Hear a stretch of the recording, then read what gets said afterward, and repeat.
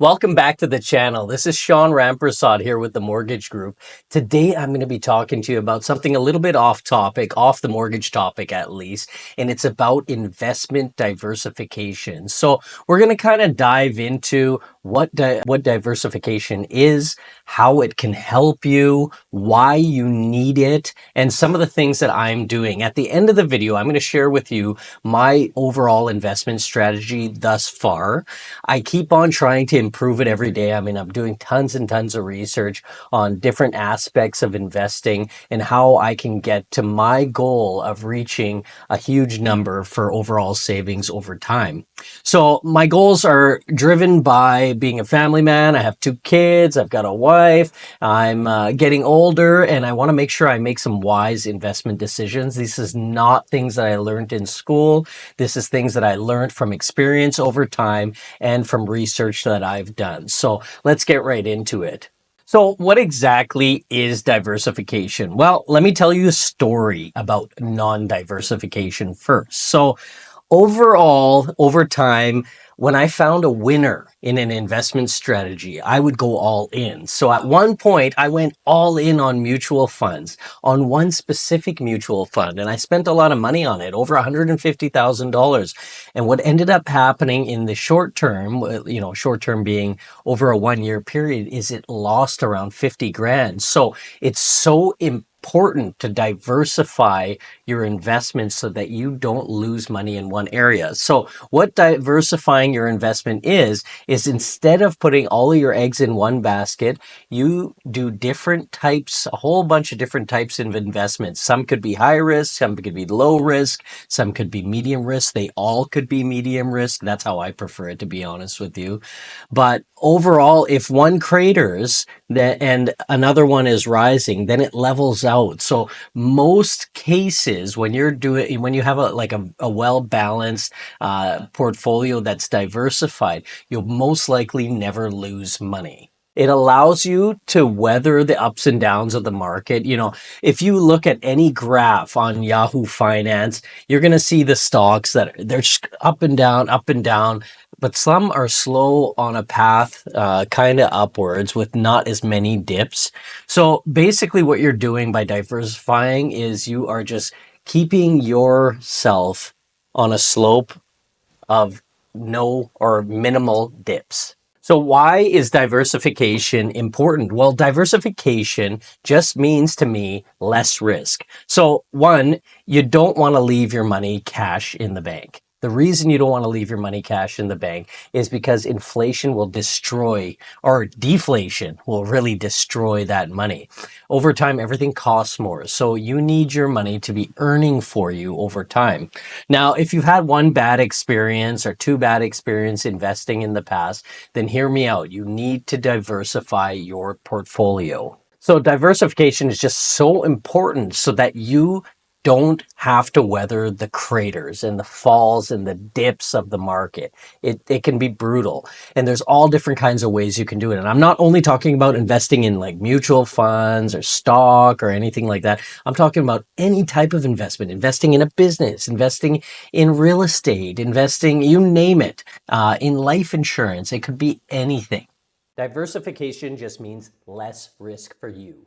So let's talk a little bit about how to diversify. So there's a bunch of different ways you can diversify. I'm going to go into some specific things so that you can kind of see the way you can diversify your portfolio. You may have some of these, you may have all of them, you may have none of them.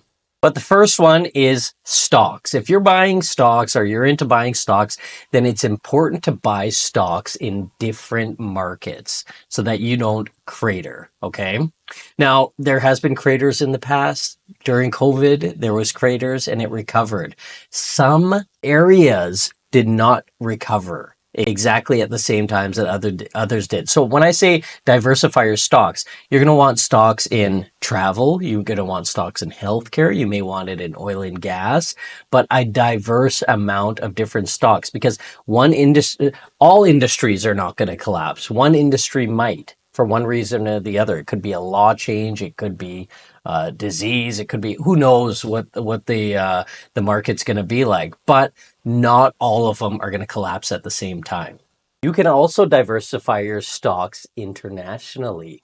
So we all know that there's US stocks, there's Canadian stocks on the Toronto Stock Exchange, and then there's like Japan stocks, there's UK stocks, there's all over the world. So you can also, like, if the American economy collapses, for example, and you're heavy into the NASDAQ, then you'll lose money. But if you have some in Canadian and some in UK and some in Japan and some all over the place invested in the stock markets, then you've diversified your stock portfolio. The next type of investment I would say that is very, very much on the safe side is government bonds. So there's a whole bunch of different bonds out there that you can invest in, but bonds are a guaranteed investment. You lock your money up for a certain period of time and you are guaranteed, and it's backed by the government, that you're going to get your 4% or 5% or depending on however long you lock the money in for, that's what you're guaranteed for. Next is real estate. So, I mean, there's different types of properties, first of all, that you can invest in. So if the condo market is crappy where you are right now, but the residential single family houses are good at that time, well, there's a form of diversification. You can have some condos, you can have some houses, you can have some land possibly, or you can invest in real estate investment trusts, which have diversified portfolios within them. But you can definitely diversify your real estate. You can also diversify by location. So let's say, for example, I'm in the city of Edmonton right now, but if I wanted to buy in Toronto or New York or Los Angeles or Brisbane, wherever in the entire world, you can diversify your real estate portfolio geographically or by property type.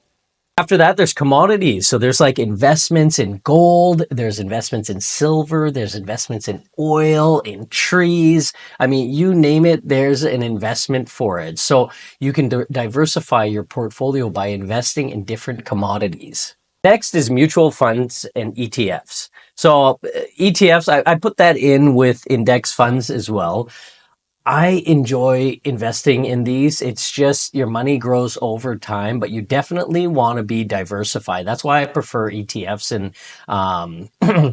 and index funds, because your money is in a whole bunch of different companies in a whole bunch of different areas. So for example, if you invest in the S&P 500, then you're investing in the top 500 companies in the United States, all in one investment. So over time, you can see the charts. If you look on Yahoo Finance or you look on TradingView or anything like that, you can see the charts of the S&P 500. They're always going up. There are dips, but year over year, they're going up. And over 5 years, they're averaging out at about 10% return on investment. There's all sorts of index funds, mutual funds, ETFs out there. Some mutual funds could be a little bit more dangerous because they might only have a couple of companies in there. What you want to do is diversify your portfolio so you have small pieces of a lot of companies. That way you have less risk. So if you're looking for less risk, that is probably one of the easiest ways to have minimal amount of risk to invest in an ETF or an index fund. And there's also cryptocurrency. Cryptocurrency is another good form of investment. Now, you wouldn't want to put all of your money in cryptocurrency just in case the market collapses. But if you're confident in the crypto market, you can put a good chunk of change into the crypto market. You can see major gains by doing that. I do that a little bit myself. I buy bots. I do some DCA type investing with the crypto market as well. And over time, that will absolutely increase. Don't take my word for it. So how much diversification is enough? Well, basically, you don't want anything more than 5 to 10% to be all in one area. So you don't want to put a 25% of your overall money into one area. You want to do 5 or 10% into one area, 5 or 10% into the other, and then you will be balanced and you'll be diversified. But can there be too much diversification? Yes, there absolutely can be too much diversification. If you're like me and you can't watch your investments every day because you're busy working or you're busy with family or you're busy with hobbies, then you don't want to diversify too far because you're going to have to pay attention a little bit. And if you're not paying attention, you can see drops happening over time. So don't diversify too much. You just want 5 to 10% in a few different things. There are loads of different types of investments you can make. You can invest in mortgages, you can invest in companies, you can invest in Forex, which is like the Canadian dollar or the US dollar or the Japan. You can invest in bonds, you can invest in real estate, you can invest in commodities, you can invest in mutual funds, cryptocurrencies, art, jewelry, you name it. There's just a ton of different types of investments out there. And it's going to be up to you and what you feel comfortable and confident with on what you're going to invest in. But don't take this as financial advice by any means. Diversification has been around forever, and it's a known fact. If you talk about anyone famous that's made a ton of money on the stock market or a ton of money in any other type of investment, real estate, you name it, whatever it might be, they'll talk diversification. In regards to myself, I just want to go through some of the things that I've had success with when I talk about diversification. So the first type of investment that I have a lot of is rental properties. I love, love, love rental properties. I'm gaining in multiple areas. One, on appreciation of the property. That's the property value going up. Two, I'm gaining on monthly income from the rent. So I don't use any of this income. I save all of it and I put it back into purchasing other properties. So in itself, it's kind of a business that's growing on itself. Next is I also flip properties. So I'll buy a property, I'll have a bunch of work done to the property, fix it up, make it all pretty, and then sell it for a profit. That's another form of diversification. So my rental property strategy is a long-term strategy, and my flipping houses strategy is a very short-term strategy where I get lump sum payments, and that also goes back into investing in other properties or investments. I also have another investment where I invested in index funds. So one of my investments, for example, was in the S&P 500. I turned $21,000 into $75,000 in a relatively reasonable amount of time. It is a great strategy. It's invested in the top 500 companies in the United States, and I will always invest in index funds. High risk mortgage investment, that's another area. That's when you get a little bit deeper into it, but there's returns of up to 21% in investing in mortgages. If you have any questions about that, then you definitely should call me. My number's below in the comments, but investing in mortgages is an area I specialize in. I also increase the amount I pay on all of my mortgages every year. So, for example, this year I increased one of the properties payments by $500 per month. That's going to help me, one, pay the property off faster, earn more income off of the property because the property will be paid off, and it's kind of setting a nest egg, a retirement fund for myself. Next, I do dollar cost averaging on crypto, and I also do dollar cost averaging on the stock market. So I'll pick a couple of stocks that I like. I'll put a certain amount of money in every week into that stock, automatically taken out of my account.